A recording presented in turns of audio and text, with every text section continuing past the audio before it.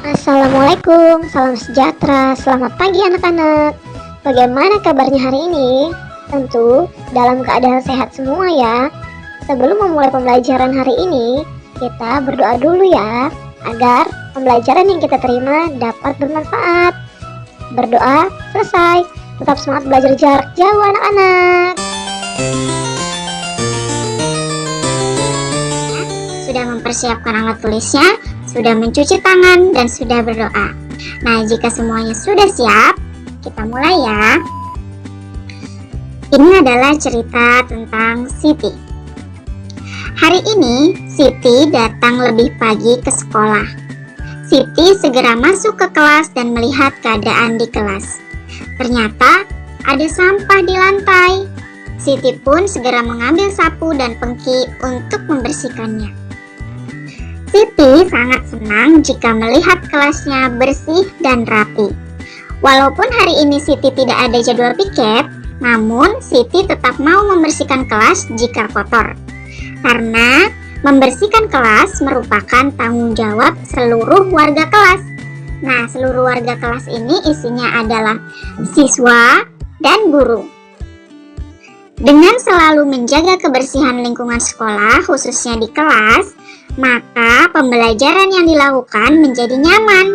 Hal ini juga bisa meningkatkan semangat dalam belajar. Waktu istirahat tiba. Siti dan Dayu melihat Edo yang sedang mencoret-coret papan tulis.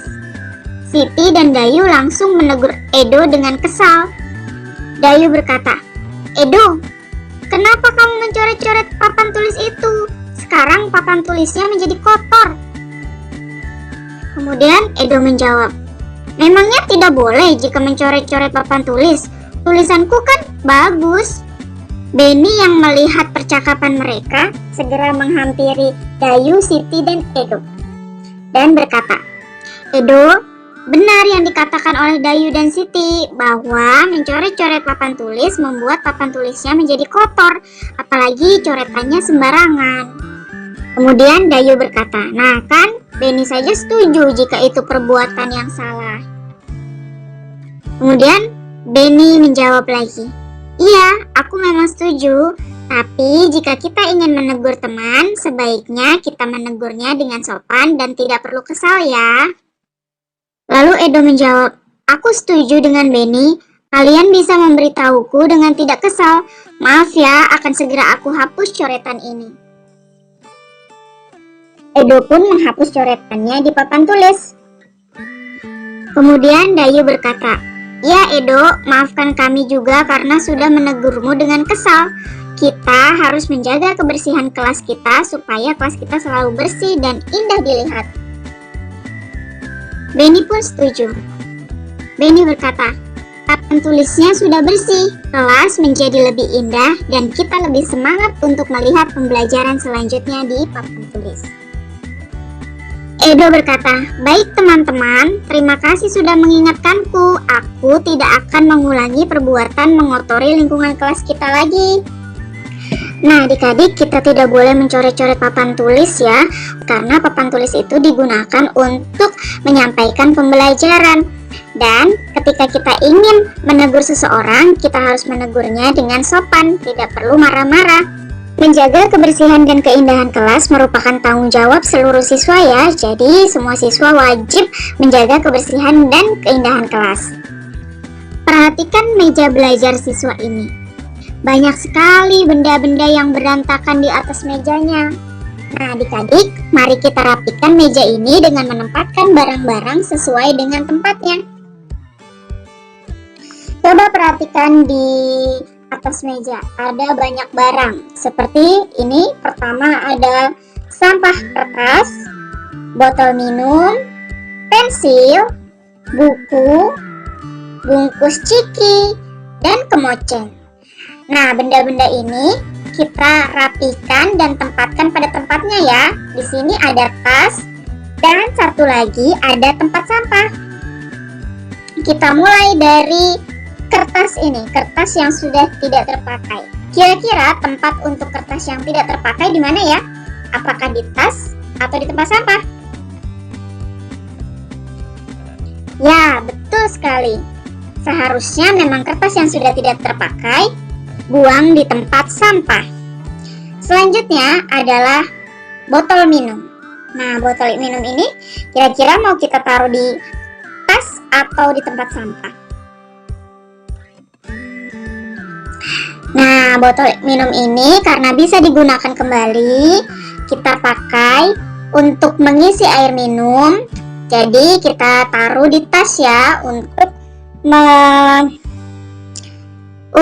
kita membawa minum setiap hari agar kita tidak jajan sembarangan. Nah, selanjutnya ada pensil. Pensil ini tentunya kita taruh di dalam tas. Kemudian ada buku. Buku juga kita taruh di dalam tas juga. Nah, ini yang terakhir adalah bungkus makanan. Bungkus bekas makanan ini harus kita taruh di tempat sampah karena ini sudah tidak ada makanannya, jadi harus dibuang ke tempat sampah. Nah, sekarang mejanya tersisa kemoceng ini. Tadi sudah berantakan benda-benda, sekarang kita bersihkan mejanya dengan menggunakan kemoceng ini ya. Kita bersihkan dulu. Nah, seperti itu membersihkannya. Nanti jangan lupa untuk menyimpan lagi kemocengnya bersama dengan alat-alat kebersihan lainnya. Nah, adik-adik, jangan sampai meja belajar kita seperti meja belajar yang tadi ya, penuh benda-benda berantakan di atasnya. Jadi kita harus menempatkan benda-benda di tempat yang sesuai. Nah, adik-adik, menjaga kebersihan kelas dan sekolah merupakan salah satu aturan di sekolah. Sekarang, mari kita lihat ada aturan dan tata tertib lainnya yang ada di sekolah. Yang pertama adalah memakai seragam sekolah dengan rapi. Kita lihat di sini ada Mei, ada Udin, dan ada Lani. Perhatikan cara berpakaian mereka. Ini adalah contoh yang benar ketika memakai seragam. Sekarang kita perhatikan seragam Udin. Kita lihat di sini, Udin memakai baju seragam dan dasi. Namun, baju seragam Udin keluar, tidak dimasukkan, sehingga penampilannya menjadi kurang rapi. Nah, penampilan Udin ini tidak boleh kita contoh ya adik-adik. Ini salah, seharusnya seragamnya dimasukkan sehingga nanti menjadi lebih rapi. Sekarang kita lihat Lani. Nah, Lani ini semuanya rapi, jadi boleh berpakaian seperti Lani. Yang kedua, datang ke sekolah tepat waktu dan tidak terlambat. Jadi kita lihat di sini, jika pembelajaran dimulai jam 7, berarti kita harus datang lebih awal. Sebelum jam 7 kita sudah sampai di sekolah. Yang ketiga, ini adalah aturan ketika kita melaksanakan upacara bendera. Jadi semua murid wajib mengikuti upacara bendera di hari Senin. Setiap peserta upacara harus tertib, memakai atribut lengkap dan tidak boleh berisik. Jadi atribut lengkap itu mulai dari topi, dasi, seragam yang benar, kemudian kaos kaki, sepatu. Dan ketika upacara kita juga harus disiplin dan tidak boleh berisik.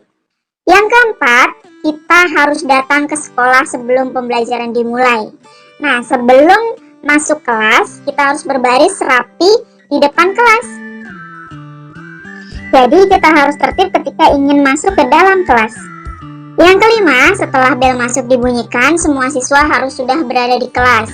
Nah, jika kalian memperhatikan gambarnya, Dayu masuk ke kelas ketika guru sudah masuk ke kelas. Jadi sepertinya Dayu terlambat untuk masuk ke kelas. Nah, adik-adik, jika kalian terlambat masuk ke kelas, kalian harus meminta izin terlebih dahulu kepada guru dan meminta maaf karena kalian telat masuk ke kelas. Jangan lupa juga untuk menyampaikan alasan kenapa kalian bisa terlambat masuk ke kelas ya adik-adik. Yang keenam, kita harus berdoa sebelum pelajaran dimulai dan setelah pelajaran berakhir dipimpin oleh ketua kelas. Nah, di sini kita lihat pada gambar ini semua siswa berdoa menurut kepercayaannya masing-masing dengan caranya sendiri. Yang ketujuh, Kebersihan, keindahan, dan kerapihan kelas menjadi tanggung jawab ketua kelas dan seluruh siswa. Jadi tidak ada yang saling mengandalkan ini dan itu, tapi semua harus bergotong royong untuk menjaga kebersihan dan keindahan kelas ya. Yang kedelapan, siswa yang bertugas piket wajib menyirami tanaman yang berada di depan kelasnya. Nah, hal ini bertujuan agar kelas menjadi lebih indah dan udara juga bisa lebih segar.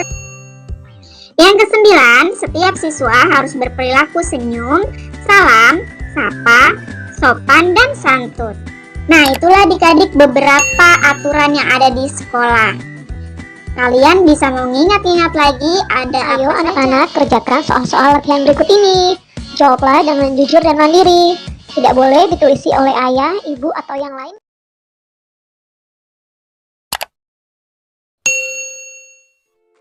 Semoga pembelajaran yang diberikan dapat bermanfaat dan mudah dipahami ya anak-anak. Anak-anak hebat tetap semangat belajar meskipun dari rumah. Tetap jaga kesehatan dan patuhi protokol kesehatan.